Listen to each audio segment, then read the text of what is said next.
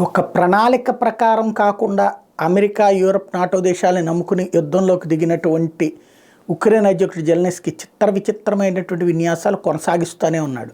అందులో తాజా విన్యాసం ఏంటయ్యా అంటే న్యూక్లియర్ బాంబులు కావాలి, అణుబాంబులు కావాలి.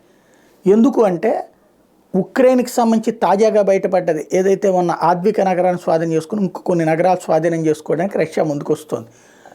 డొనెట్స్క్, లుహాన్స్క్, జపోరిజియా, కేర్సన్లోని 70 to 80% ఆల్రెడీ దాని హస్తగతమైంది. మిగతా ప్రాంతాలకి భద్రత కోసం పంపించినటువంటి సైన్యం మా వల్ల కాదని చెప్పేస్తున్నారు. వాళ్ళకి కాన్ఫిడెన్స్ రావాలన్నా లేదా రష్యాని భారీ దెబ్బ కొట్టాలన్నా ఇప్పుడు మీరు ఆయుధాలు ఇస్తానని చెప్పిన ప్యాకేజీ మా దగ్గరికి రావడానికి టైం పడుతుంది, ఈలోపు అనేక మంది మా సైనికులు చనిపోతారు కాబట్టి ధైర్యం చేయట్లేదు అంటే వాళ్ళు వెనక్కి వచ్చేస్తున్నారు.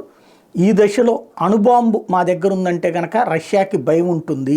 ఇది జెలెన్స్కీ చెప్పే మాట. ఇక్కడే విచిత్రం ఏంటంటే వీడి దగ్గర ఒక అణుబాంబు తీసుకొచ్చి అమెరికా ఓడేస్తే అసలు ఎవరనుకోండి ఇస్తే వాడి దగ్గర అసలు ప్రపంచంలోనే అత్యంత అణుదేశం, అతిపెద్ద అణుదేశం ఏదైనా ఉందంటే రష్యా. వాడు భయపడతాడు ఒక అణుబాంబుకి. కానీ సరైనటువంటి నాలెడ్జి లేని వాడు లీడర్ అయితే ఎట్లుంటుందో ప్రస్తుతం జెలెన్స్కీని చూస్తే అర్థమవుతుంది.